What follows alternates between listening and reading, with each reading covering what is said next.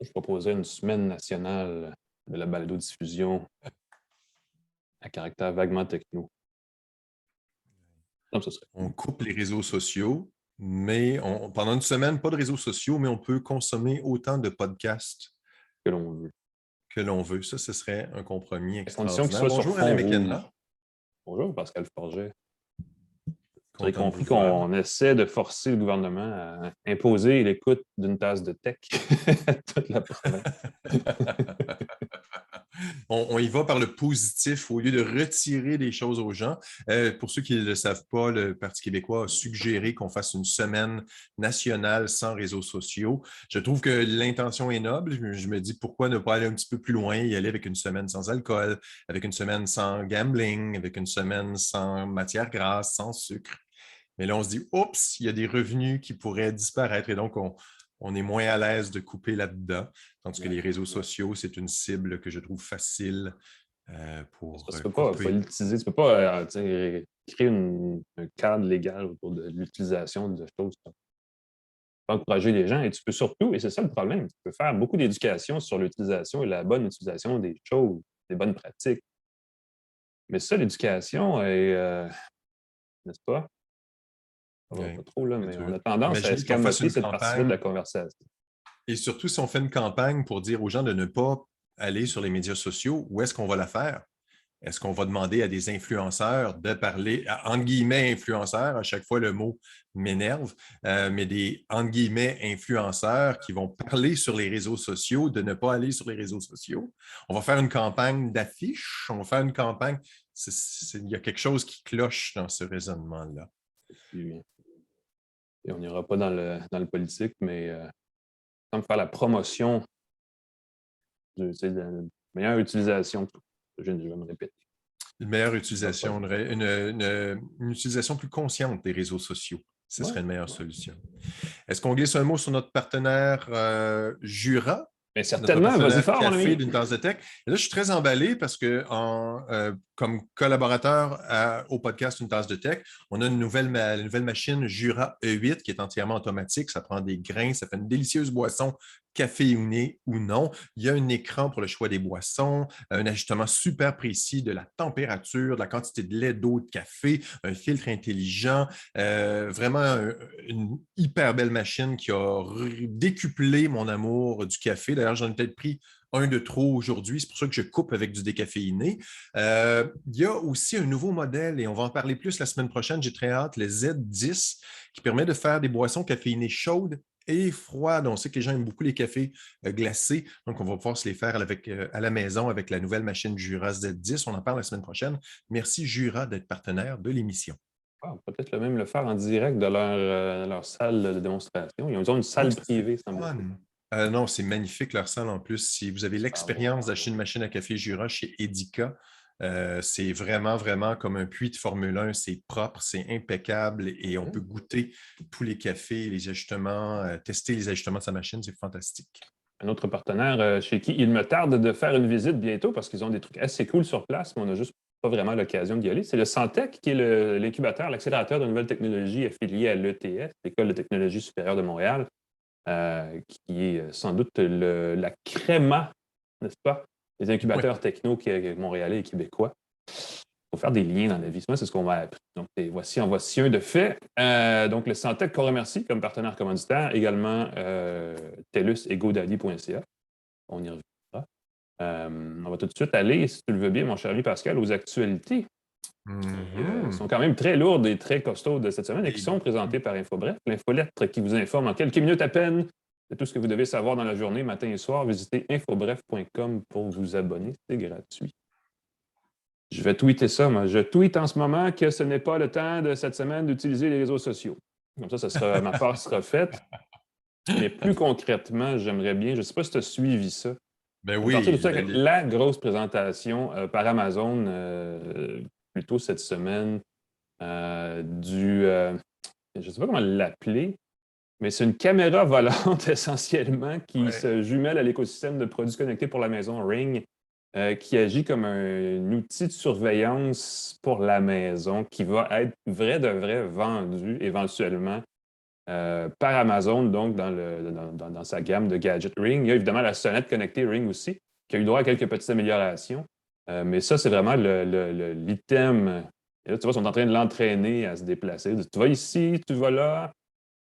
Et puis, c'est un appareil vraiment un petit drone volant là, qui a une autonomie de 5 minutes par vol. Donc, il peut quand même pas faire le tour de votre grand manoir de 50 heures, si jamais vous avez un genre de Très résidence comme bref, hein. celui-là. Très peu.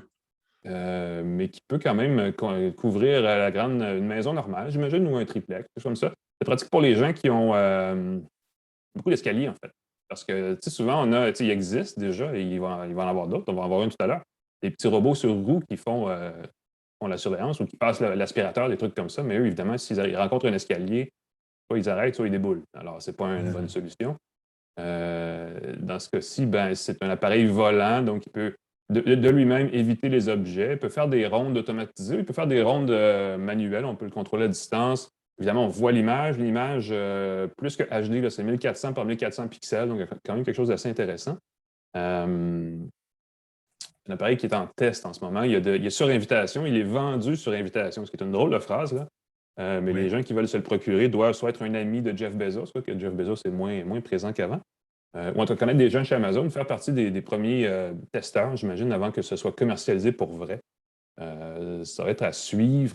Il y a une autre nouveauté qui a été présentée par Amazon qui, elle, va être vendue au Canada et c'est pas mal la seule dans ce qui a été Oui, mais tu présenté, n'as pas parlé malheureusement. du Astro. Le Astro, moi, je Non, trouvais qu'il avant était ça, je assez veux juste, amusant. on va revenir sur l'Astro, Pascal. Je vais juste parler du Echo 15 qui est un nouveau gadget qui va être vendu Hmm.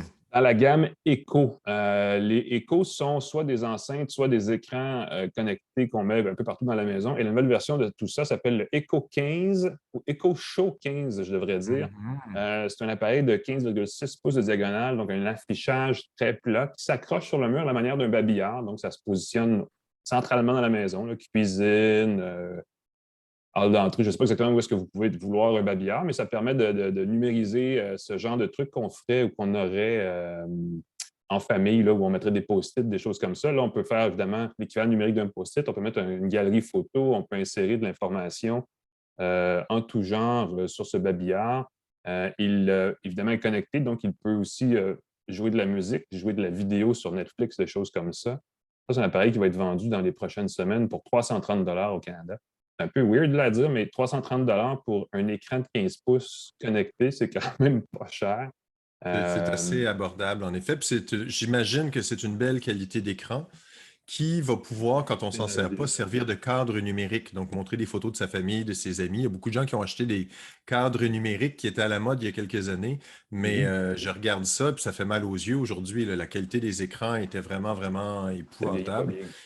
Les progrès d'écran vont faire que ça va être un outil beaucoup plus chouette. Et je vois très bien derrière moi, là, il y a un beau mur blanc, ça pourrait Ah avoir oui, sa j'avoue, tu as place. raison, tu as un espace pour ça, toi, tout à fait. C'est extrêmement vrai.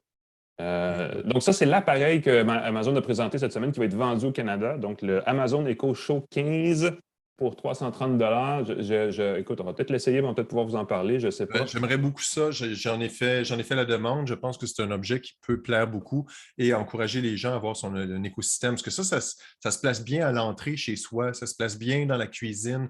C'est pas un objet encombrant qui est sur son comptoir.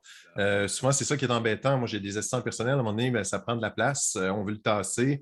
Je l'ai sur le coin. J'en ai un sur le coin ici avec un écran. C'est quand même gros. Tandis que Mhm. sur un mur, c'est Une bonne une idée. belle Amazon, utilisation de l'espace. sur la page descriptive du produit, Amazon a un gros paragraphe sur comment cet appareil ne porte pas atteinte à votre vie privée. Les données accumulées ne sont en aucun cas vendues à des tiers et ainsi de suite. Ils ne disent pas ce qu'ils font, eux, avec les données. Par contre, il doit y avoir de l'intelligence artificielle et de la personnalisation à fond la caisse derrière tout ça. Mais c'est à vous de voir si vous êtes confiant. Il y a aussi des moyens de désactiver physiquement la caméra et le micro sur l'appareil parce qu'il reconnaît les gens à qui il parle et il s'adapte en conséquence. Donc, il y a quand même des fonctions assez avancées. On pourra peut-être l'essayer, puis on reviendra savoir si ça vaut la peine. Mais la grosse nouvelle, celle qui a fait tourner les têtes et qui va continuer de faire jaser, c'est le Astro. Comme les petits bonhommes quand vous étiez petits, c'est Astro, le petit robot. Exactement. C'est un appareil sur roue, donc un très petit robot connecté signé Amazon, euh, qui se veut, comment on dit ça, un assistant personnel mobile, je ne sais pas exactement. Exactement, oui. Imaginez une boule de quilles avec un écran de 10 pouces. Après, les roues sont de 12 pouces. C'est assez lourd, c'est presque 20 livres. Et ça peut nous suivre dans la maison. Donc, ça nous détecte, ça nous reconnaît et ça peut nous suivre en diffusant de la musique, par exemple. Mais surtout, ça peut réagir quand il y a des bruits ou des sons, quelque chose qui bouge dans la pièce. Ben, le robot peut se déplacer et s'en approcher. Donc, le voleur n'a qu'à donner un bon coup de pied dessus pour régler le problème. Oui, c'est pas comme un gros chien méchant, là. Ça, il n'y a aucun doute C'est là-dessus. ça, il ne mord pas le Astro.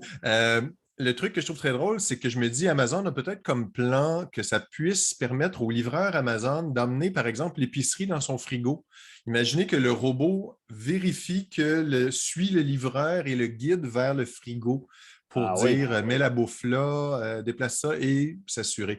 Mais le problème, évidemment, il y a eu beaucoup de grands cris de vie privée si un pirate prend le contrôle de ça. Puis j'imagine la pauvre personne qui fait le ménage chez soi, qui se fait suivre par le robot tout le temps, par des personnes suspicieuses. Ce n'est pas nécessairement une vision de l'avenir qu'on Oh, aime. et Et ceux on qui regardent la voit, vidéo peuvent voir qu'elle peut même t'apporter une bière. Mon ouais, Dieu, et le ça, petit robot sert la bière, mais le problème, c'est qu'il faut mettre une bière dessus. Il n'y a pas de bras là-dessus. C'est pas un machin qui peut faire des choses très, très complexes.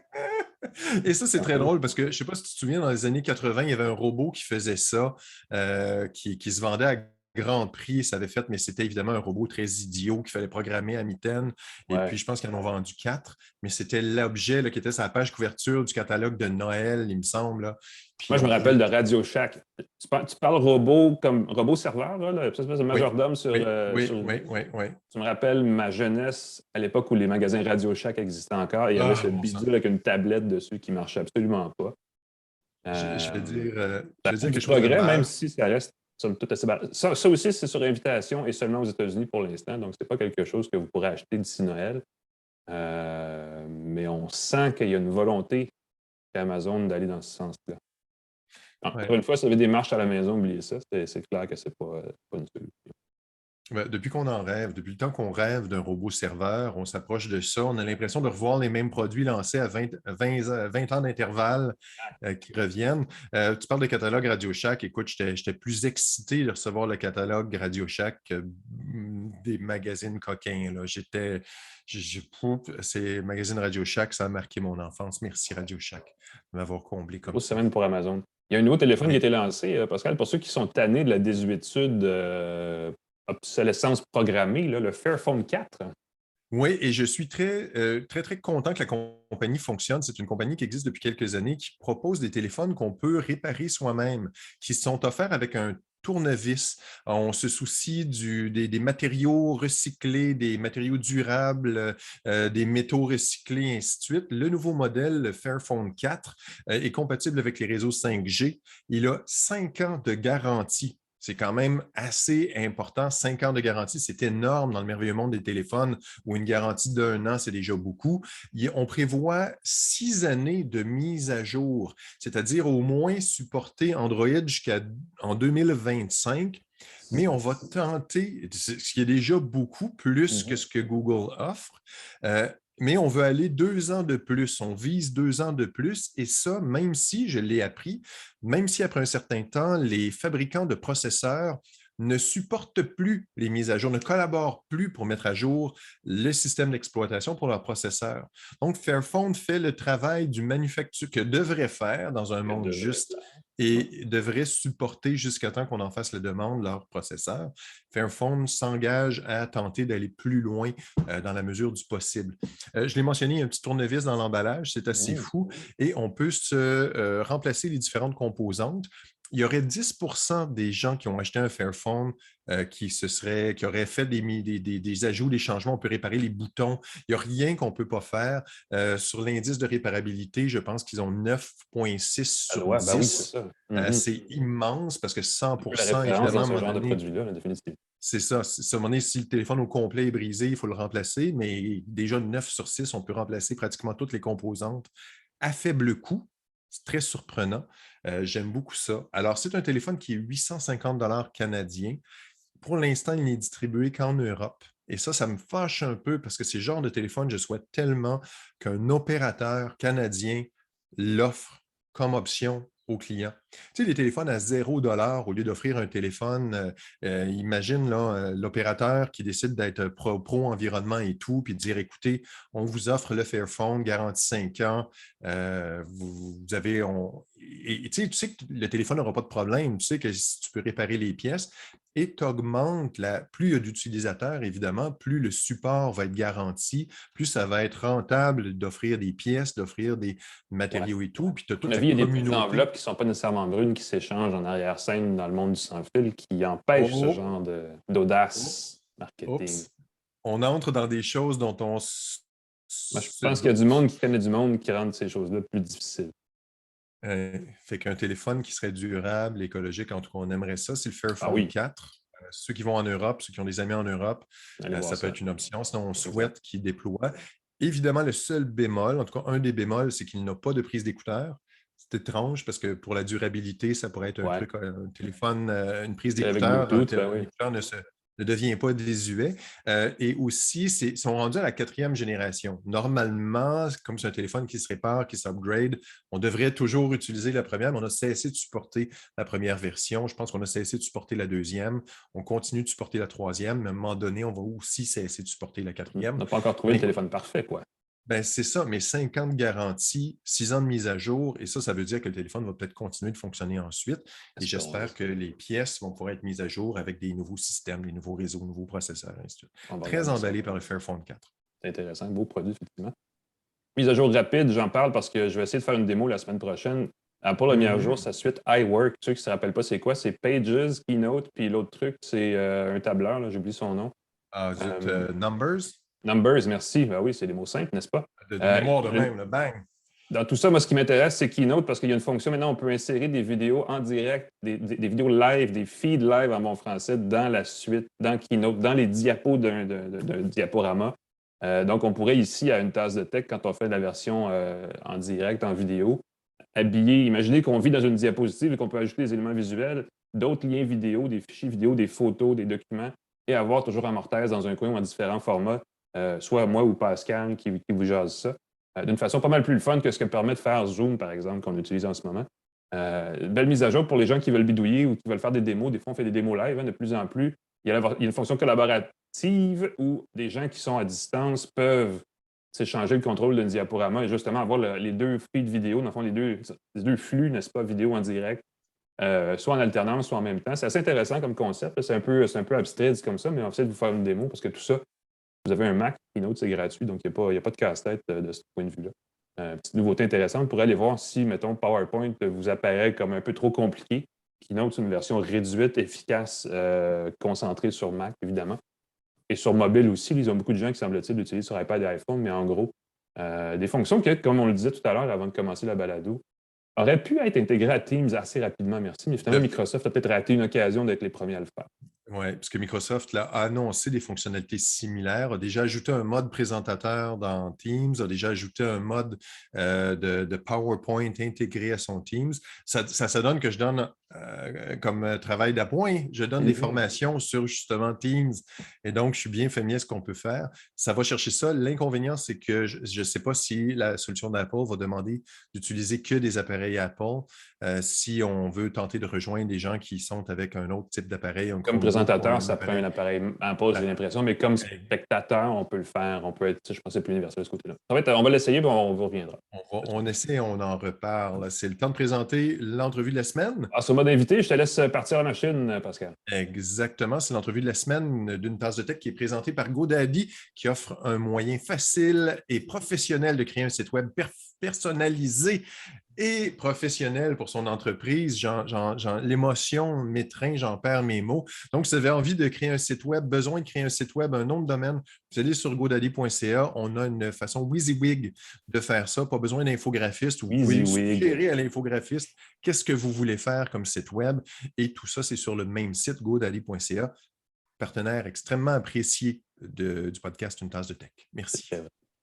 On parle souvent de FinTech, de MedTech, de plein d'affaires qui finissent par tech. Et plus récemment, moi, il y a un mot qui existait déjà, mais que j'ai découvert, qui s'appelle le Art Tech. Donc, les technologies du monde artistique, mais artistique au sens, je vais dire, éclaté, là. Artistique, divertissement, tout ce qui est dans ce créneau-là. Dans ma tête, je pense un Cirque du Soleil 2.0, mettons. Et évidemment, c'est pas mal plus large que ça. Et pour en parler, ça tombe bien parce que ça va me permettre de mieux comprendre de quoi il retourne quand on utilise cette expression-là. On a Guillaume Terrien qui est associé partenaire chez Zoo Capital, un fonds d'investissement qui a été lancé, qui est un peu SME, disons-le, de Zoo, l'organisme montréalais qui est d'ailleurs dans ce secteur-là lui aussi. Donc, Guillaume, premièrement, bonjour. Salut, salut! Merci d'être avec nous, c'est très apprécié. Ça fait plaisir. Explique-nous, Zoo Capital, où est-ce que vous vous situez exactement, puis qu'est-ce que ça fait un fonds d'investissement en art tech?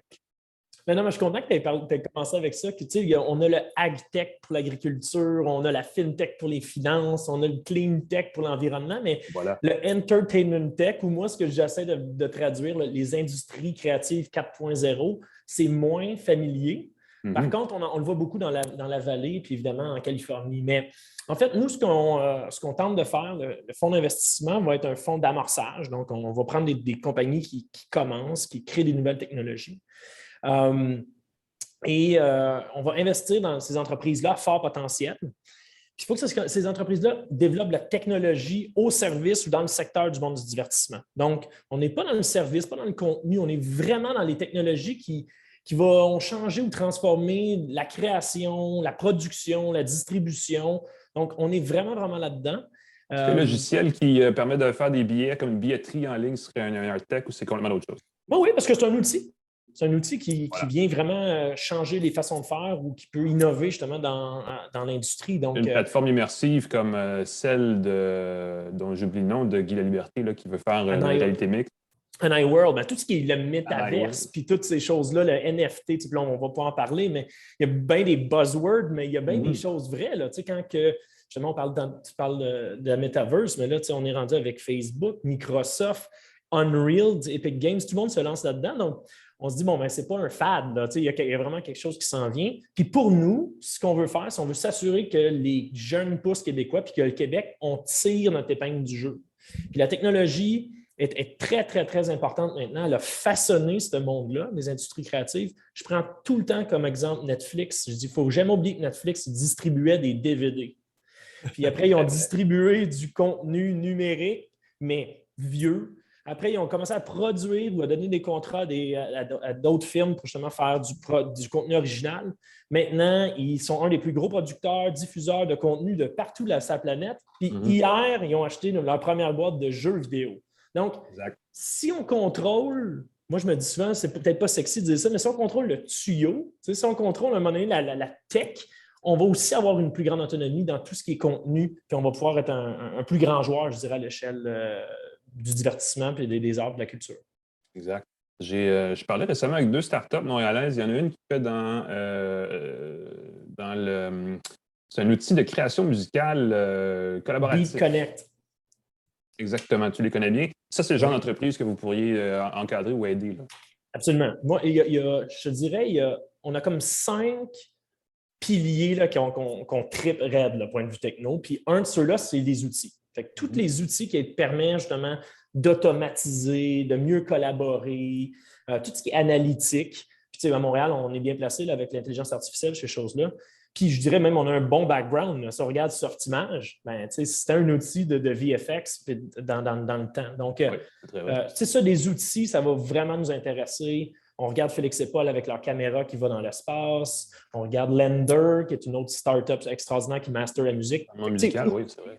Beat Connect, c'est un très bon exemple. Ils sont issus de l'incubateur Zoo, équipe extraordinaire, technologie super innovante qui vient remplir vraiment un manque dans l'industrie. Fait que c'est un des piliers vraiment technologiques qui nous intéresse, mais il y en a évidemment plusieurs autres.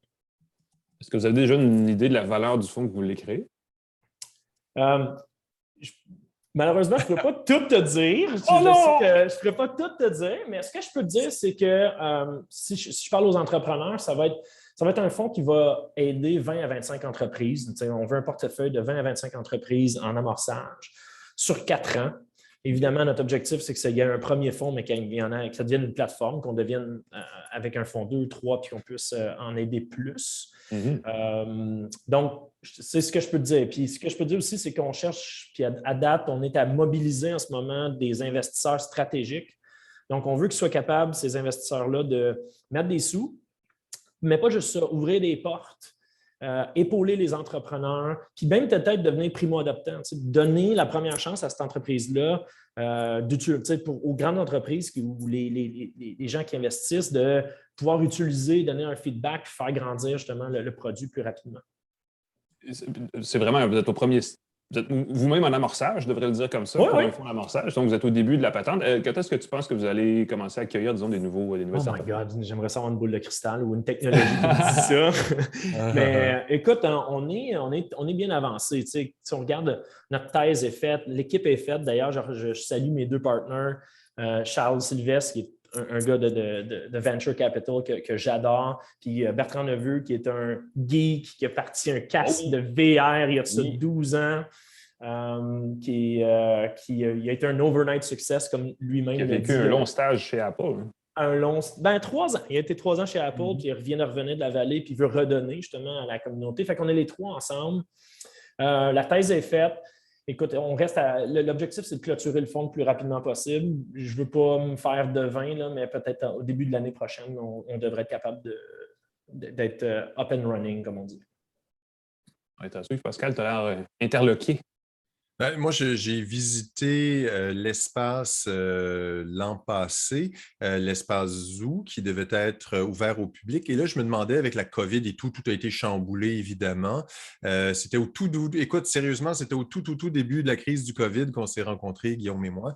Et là, je me demande, est-ce qu'au niveau de Zoo, il y a des développements, des choses, des annonces? Comment ça a été comment tout a été reporté en raison de la COVID? Déjà, il y a une grosse annonce parce que, une grosse annonce, je veux dire, depuis ce temps-là, moi, je ne joue plus le rôle de directeur général. J'ai passé ça justement à Dimitri Gourdin, qui est un gars extraordinaire, qui va amener ça à un autre niveau. Je pense que l'objectif de Zoo, est aussi important que le fonds, parce que le fonds va investir pour donner un peu, je dirais, de l'essence aux entreprises pour qu'ils puissent grandir. Zoo, c'est vraiment dans l'accompagnement. Puis ça, c'est aussi important parce que où l'argent ne fait pas tout. Il faut du mentorat, il faut être bien épaulé, il faut compléter justement toutes ces... se faire épauler dans son parcours. Puis c'est vraiment ce qu'ils font. Puis ils le font super bien. Donc, moi, je suis très content que le fonds va pouvoir collaborer justement avec un incubateur qui est aussi bien placé. Oui, je me demandais comment les deux volets allaient se compléter, puisque j'assumais qu'il allait y avoir une synergie entre les deux. D'avoir des sous, c'est une chose, mais comme tu dis, accompagner les gens qui reçoivent les sous, c'est super important pour pas toutes les ressources, la gestion, le conseil. Quand on démarre une start-up et que ça décolle vite, sans expertise, sans appui, on peut déraper rapidement. C'est clair, c'est clair. C'est intéressant à suivre. Vous ne mettez pas de barrière vraiment, c'est ça, parce que je parlais d'ArtTech. Est-ce qu'on parle strictement de projets à Montréal ou au Québec? Est-ce que vous avez un scope sur ce que vous voulez? Oui, c'est sûr qu'on est pro-Québec. On est là pour évidemment aider le Québec. Donc, je te dirais que ça va être majoritairement, voire essentiellement, des entreprises québécoises qui vont être soutenues. Puis, tu sais, le terrain de jeu, c'est ArtTech, comme tu dis, là, ou Entertainment Tech, c'est large. Fait que nous, on essaie de définir le terrain de jeu comme tout ce qui est, je dirais, art plus traditionnel, le cinéma, musique, design, art vivant, musée. On rajoute le jeu vidéo, on rajoute tout ce qui est aussi wellness puis sport là-dedans. Wow. Bref, on essaie maintenant, ça bouge, cette définition-là. Puis j'aime beaucoup moi, la définition du creator's economy, de l'économie des créateurs. On en parle de plus en plus. Mais juste aux États-Unis, si je ne me trompe pas, il y a 50 millions différents créateurs de contenu. Donc, 50 millions, il y en a 2 à 5 d'entre eux qui le monétisent, mais à l'échelle du monde, c'est près de 700 millions. Parce qu'il y a plein de choses qui se sont démocratisées. La technologie a permis à tout le monde de créer, de diffuser, d'avoir son public. Fait que, nous, c'est notre terrain de jeu. Puis, évidemment, j'ai parlé des outils, mais tout ce qui est plateforme aussi, là, le VR, le XR, moi, on va trouver ça super intéressant. Puis ça, il y a la technologie, mais il y a aussi des modèles d'affaires. Bon, évidemment, le subscription base, le SaaS, puis des choses comme ça. Puis on le voit là, au Québec, que ce soit Stingray, c'est un très bon exemple. Mais à l'échelle internationale, en ce moment, Roblox est en train de vraiment être un Roblox, c'est un peu moins connu ici, mais c'est vrai que c'est quand même assez gros. Puis je sais qu'ils ont un volet aussi très éducatif. Ils se voient comme l'école du futur, c'est à ce point-là. Donc, quand même ils vont être dans la course au métaverse. Je pense que moi, c'est comme mes enfants, sont tous sur Roblox, puis ils ont tous leur propre avatar, puis justement, ma fille a commencé à jouer parce que c'est comme ça, mais maintenant, elle a vu qu'il y a des outils dans Roblox pour créer ton propre jeu. Là, c'est intéressant, elle veut créer son propre jeu. Puis là, il y a aussi dans Roblox une genre de monnaie, des social tokens qui permet de une économie. Je peux acheter un petit foulard à mon avatar. Fait que là, wow, les paradigmes changent complètement. Il y a une nouvelle économie qui se crée là-dedans. Puis ça, il faut être là. Puis il y a des entreprises extraordinaires au Québec qui le font. Donc, notre fonds va être vraiment là pour les épauler. Ça. Moi, je suis un peu déçu de ne pas encore avoir vu Bleu Jeans Bleu sur Fortnite. Écoute, ça sent bien, je pense. Non, mais je veux dire, on peut parler de ce genre de choses-là comme quelque chose parce que déjà c'est un environnement qui est un peu étranger au Québec. Dans le sens, on le connaît, Fortnite, là, évidemment, mais c'est pas. Créer une plateforme comme ça, locale, il y a quelque chose de bien. Donc, avoir le fonds pour amorcer ça, c'est extrêmement réjouissant de cette façon. Exact. Donc, prochaine grande étape pour vous, c'est quoi? Clôturer. Je pense clôturer notre fonds le plus rapidement possible pour aider les entreprises parce que je dirais que malheureusement, mais heureusement en même temps, c'est des grandes crises comme on vit en ce moment, c'est extraordinairement bon pour l'innovation. Puis, dans le monde de la technologie ou du divertissement, il y avait déjà une transformation numérique qui se faisait, puis là, ça s'accélère. On veut clôturer rapidement pour être capable justement d'aider ces nouveaux projets émergents-là. Puis après ça, c'est vraiment d'écouter, puis de grenouiller dans le marché, d'aller voir justement d'autant dans des universités, à la SAT, voir qu'est-ce qui se passe chez Zoo, vraiment voir quel genre de technologie, quel genre d'entrepreneurs, c'est quoi leur rêve, qu'est-ce qu'ils veulent réimaginer, puis être là pour les épauler. Nous, ce n'est pas nous qui va faire sonner. Nous, on va aider et épauler ces entrepreneurs-là, puis ça va être aller à leur rencontre. Tu as raison, du chaos, souvent, naît le changement. Alors, c'est assez chaotique, n'est-ce pas? Donc, il y a beaucoup de changements. Là. Je ne veux pas dire que c'est spécial, mais c'est sûr que dans le divertissement, il y a un peu plus de chaos aussi. Fait que faut savoir naviguer. C'était plus difficile, ça, c'est très vrai. On va suivre ça de très près. Donc, Zoo Capital, Guillaume Terrien, qui était associé partenaire donc chez ce fonds d'investissement en technologie du divertissement et tout ce que ça a, au sens très large du terme. Merci beaucoup d'avoir été avec nous, super intéressant. Merci, messieurs. Tiens-nous au courant pour la suite. On fera avec plaisir, on fera le suivi de la cour. Super. À la prochaine. Merci, Guillaume. Salut. Le financement des entreprises en entertainment, en EdTech, comment on dirait ça en français? Moi, je dis ArtTech, donc des technologies artistiques. Du divertissement, ça fait un mauvais acronyme, mais je vais dire un truc, par exemple. On a, le secteur des industries culturelles au Québec sont extrêmement subventionnées et on a tendance à oublier qu'il y a des modèles d'affaires. On pourrait créer des modèles d'affaires derrière ça pour rendre la chose plus autonome et ça serait au bénéfice de tout le monde. Et ce genre de projet-là, qui est comme appliquer la culture entrepreneuriale des technos, des startups au créneau artistique, ça peut avoir des effets positifs à plein de degrés, à plein de niveaux. Donc, ce qu'ils font dans ce sens-là, c'est assez intéressant. Permet de faire rayonner les artistes. On s'entend que des performances artistiques, souvent, ça part de gens qui sont des jongleurs, des chanteurs, des musiciens, mais on peut déployer, on peut multiplier leurs performances avec les plateformes numériques. Puis une fois que c'est fait, on peut rendre ça... Le modèle du mécénat, à un moment donné, ça a fait son temps. On peut trouver d'autres façons d'agir. On a Patreon, c'est le mécénat à l'ère du 21e siècle. Le petit mécénat, ce n'est pas des multimillionnaires qui financent un projet, effectivement, ou qui achètent des coupons dans les musées, mais tu as bien raison, il existe des outils déjà. On a démocratisé le mécénat. C'est une bonne façon de le dire, effectivement. Pascal, tu vas nous parler d'un gadget dans le prochain segment qui est assez cool. En attendant, je veux juste rappeler à tout le monde qu'une tasse de tech peut être visionnée en direct, comme on le fait en ce moment sur notre page Facebook.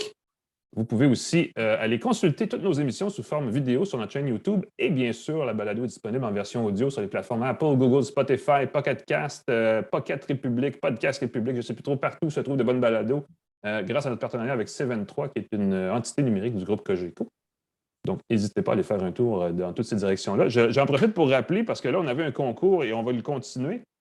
Oui. Je parlais l'autre jour, on a toujours ce bracelet d'entraînement connecté et ces écouteurs Bluetooth sans fil blanc, très élégants, qu'on va faire tirer auprès de nos abonnés. Donc, abonnez-vous à notre page Facebook, à notre YouTube, qu'on sache qui vous êtes et on va vous inclure dans le tirage.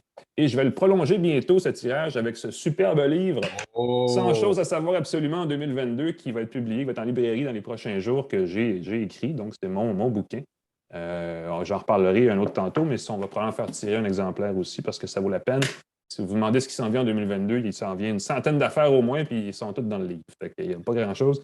C'est écrit dessus, nouveautés, tendances, découvertes, l'avenir est ici. Donc, c'est là que ça se passe. Écoute, c'est écrit par un gars qui s'appelle Alain McKenna, qui est un extraordinaire. Sympathique gaillard. Si vous le croisez dans la rue, faites-lui un high five. Si vous ne faites pas un high five, réponse parce qu'il y a des écouteurs puis il est dans l'une, ça arrive. Mais bon, sinon, ne lui en tenez pas rigueur. Mais oui, c'est un livre à lire. Je te souhaite que ton livre devienne le livre des records Guinness qu'on rêvait d'avoir à chaque Noël. Je ne sais pas si c'était à un moment donné la mode d'offrir à chaque année le livre des records de l'année qui était très spectaculaire, très visuel. Et donc, ton livre pourrait devenir le nouveau record, le livre des records Guinness. Ce que j'ai entre les mains, Alain, c'est le MicMe Pocket. Qu'est-ce que c'est le MicMe Pocket? C'est un petit micro qui est sans fil, qu'on branche, qui est un micro avec un lavalier.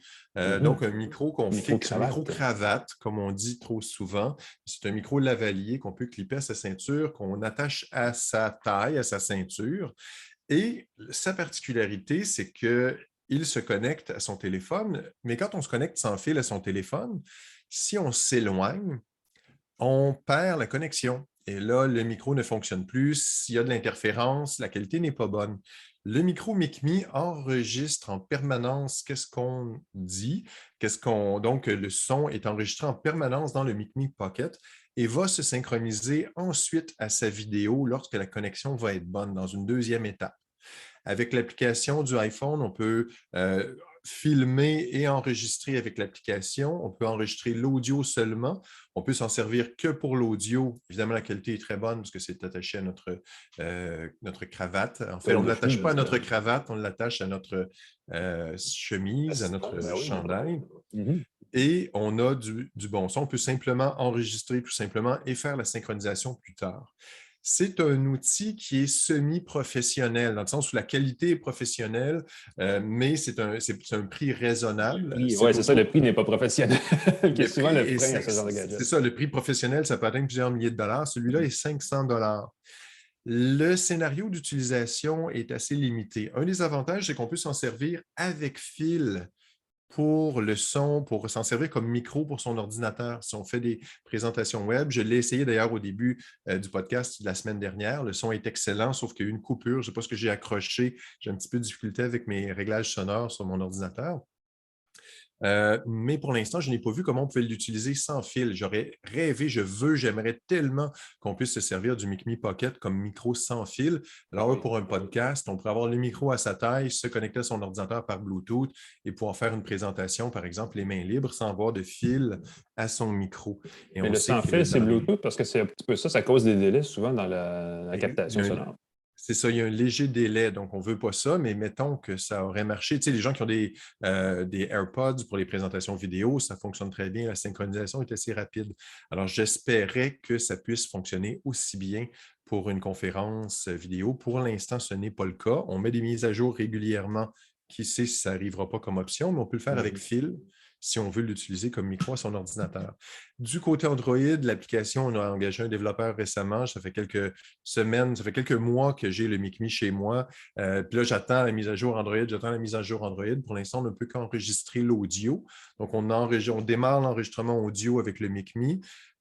On fait un clap, le truc qu'on fait à la télé, et on filme avec une autre application. Et avec les logiciels de montage, c'est très simple de synchroniser, ou beaucoup plus simple qu'on l'imagine de synchroniser. Mais là, ça demande du montage, alors que du côté iPhone, on peut directement filmer.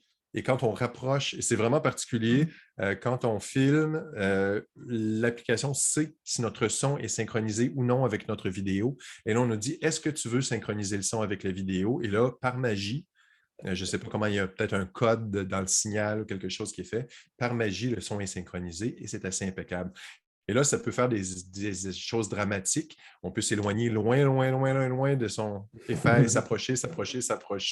Des plans dans les Western Spaghetti, tu avais souvent des plans là, très, très longs, en séquence très longs. Donc, on peut avoir le son impeccable de quelqu'un qu'on filme de très loin. Et évidemment, des fois, on ne peut pas toujours être très, très près de son sujet. On veut filmer quelque chose un peu plus large. Même s'il y a des bruits ambiants, le micro lavalier va capter le son qui vient de notre bouche. C'est assez directionnel pour éliminer une très grande partie des bruits ambiants. Ça, c'est le Micmi Pocket. C'est quelque chose qui se compare. C'est quelque chose qui est très populaire chez les podcasteurs, c'est les Rode, la compagnie Rode qui font des micros sans fil comme ça. C'est pas la même chose parce que là, si on s'éloigne, on n'a pas l'enregistrement. Il faut être à une certaine distance, ça fonctionne bien, mais ça n'a pas cette flexibilité-là de pouvoir s'éloigner autant qu'on veut de sa caméra. 500 sur, c'est quoi, Micmi, M-I-K-M-E? Micmi, attends un peu, j'avais le site ici, Micmi, cherchez Micmi Pop, attends un peu, je vais trouver ça. Alors, moi, je Google à chaque fois, Écoute, je ne regarde pas. C'est Oui. micmi.com. Voilà. Micmi.com, M-A-K, M-I-K-M-E. M-I-K-M-E. Excellent. Mike, India, Kilo, Mike, Echo.com. Voilà. Merci, Pascal. De mon côté, je vais vous parler d'un truc. Je suis en mode québécois. Oui, ça, Je c'est vais vous très parler de chouette. ça. J'avoue que je t'envie un peu. C'est un beau produit, je trouve. Et pas juste ça. C'est pas cher. Non, exactement. Et je me suis trompé parce que je voulais vous montrer une vidéo qui était celle-là.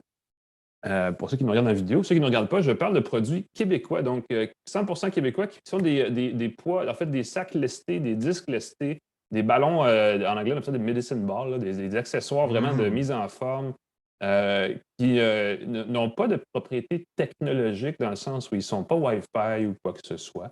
Mais ils sont fabriqués par une société qui s'appelle Alter, A-L-T-T-E-R-R-E, qui ont décidé de créer, en fait, c'est des gens qui ont décidé de créer des accessoires d'entraînement, de mise en forme pour la maison, qui utilisent que des matériaux recyclés. Alors, dans le sac, et j'en ai un ici, dans ce sac-là, qui est en fait un disque, je vais dire un disque, c'est un disque assez épais, là, on a du sable qui est en fait recyclé, donc qui est récupéré de produits déjà utilisés et qui, dans ce cas-ci, ça doit être écrit dessus, entre 15 et 25 livres. Donc, c'est un accessoire qui peut servir pour faire certains types d'exercices, des choses comme ça. Et ce que vous voyez là, c'est des vidéos qui suggèrent des entraînements, justement. Et dans le cas de ce plus gros appareil, de ce plus gros accessoire, c'est un sac de 45 livres qui, je peux vous le montrer dans le bon sens, c'est pas facile parce que je ne suis pas à la bonne place pour faire ça. Alter, vous voyez, son nom est écrit ici. Des sacs comme ça, dont le poids peut varier de 10 ou même 5, je pense, à 45 livres et qui remplacent des haltères dans bien des cas. Oui. Quand on fait de l'entraînement en gym, en salle, on voit les gros appareils, on voit les grosses haltères, puis on se dit toujours « Ah, c'est comme ça que ça se passe ».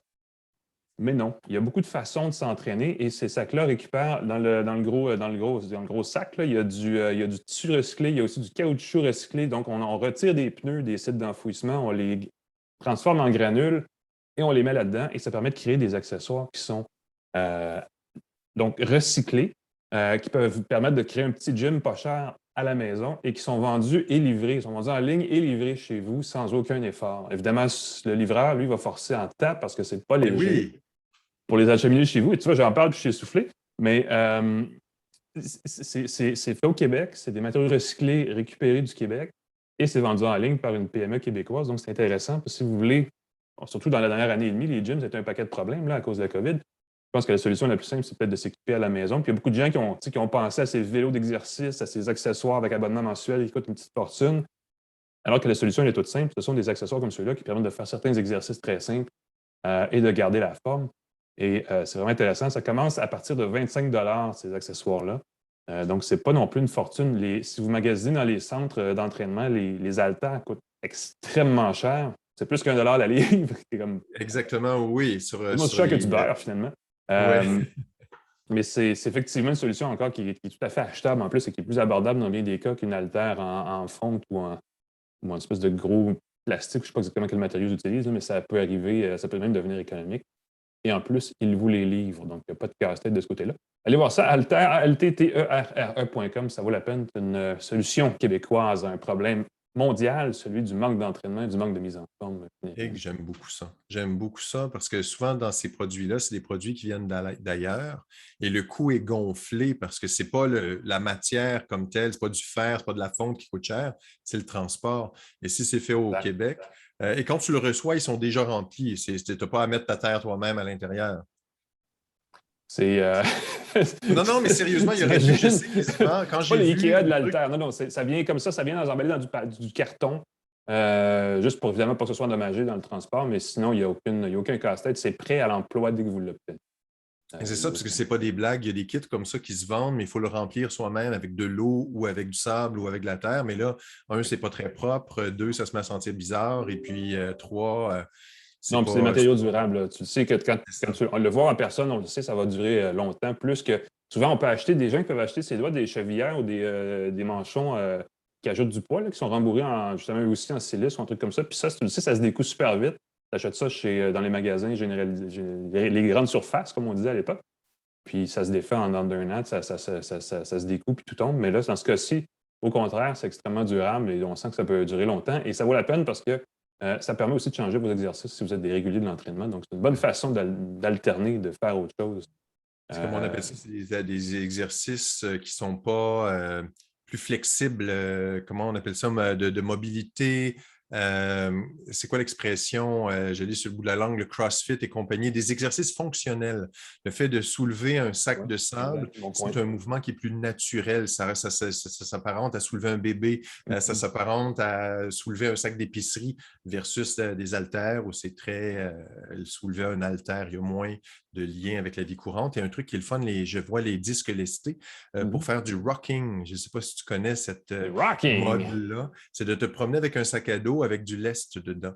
Et moi, j'utilise régulièrement, je mets dans mon sac à dos et genre, c'est un tout petit sac à dos, mais il y a un poids à l'intérieur qui fait que j'augmente ma consommation d'énergie et je me sens badass en portant. En plus. Donc, on va proposer aux gens d'Alter qu'ils te contactent pour créer une sous-gamme, la gamme badass. Non, mais j'aurais aimé qu'ils me contactent. C'est le genre de produit qui me plaît beaucoup. Le sac d'entraînement, là, tu déplaces ça chez toi, là, tu te sens bien après. Ouais. Hey, merci Alain, c'est fantastique. Plaisir. Écoute, c'est déjà la fin de notre balado d'une tasse de tech de cette semaine. Dans la lignée, juste avant que tu nous remercies à nouveau nos commanditaires, parce que juste dire, la semaine prochaine, on va encore parler de produits québécois. On a un fabricant de sacs de travail, sacs de plein air, qui a une bonne idée, qui fait un sac qui combine les deux, plein air et travail. Une compagnie québécoise s'appelle Aoli, O-W-L-Y. On reçoit les gens d'Aoli, on va parler de leur... on parle souvent de gadgets, mais je pense que c'est bien ce qu'on fait aussi de décliner, de parler d'accessoires comme ceux-là que tout le monde achète, en fait, mais dont on parle très peu souvent. On en parle la semaine prochaine. Mais sinon, Pascal, je te laisse remercier nos commanditaires encore une fois cette semaine. On remercie les partenaires TELUS, Santec, Jura, GoDaddy.ca et on vous reparle la semaine prochaine de la nouvelle machine Jura qui fait des cafés chauds et froids. J'ai bien hâte. Merci beaucoup à tout le monde. Oui, c'est son truc. C'est une nouveauté très nouvelle. Apparemment, c'est inédit dans les machines pour la maison, donc on va en reparler la semaine prochaine. Entre-temps, on vous souhaite une bonne fin de journée, bonne fin de semaine, bonne semaine. Pascal, à la prochaine. Merci d'avoir été avec nous encore une fois. Merci Alain, toujours un plaisir. Exactement, pareil. Plaisir partagé. Tout le monde, on vous souhaite une bonne journée. On se reparle la semaine prochaine. Salut et à la prochaine. Bye bye.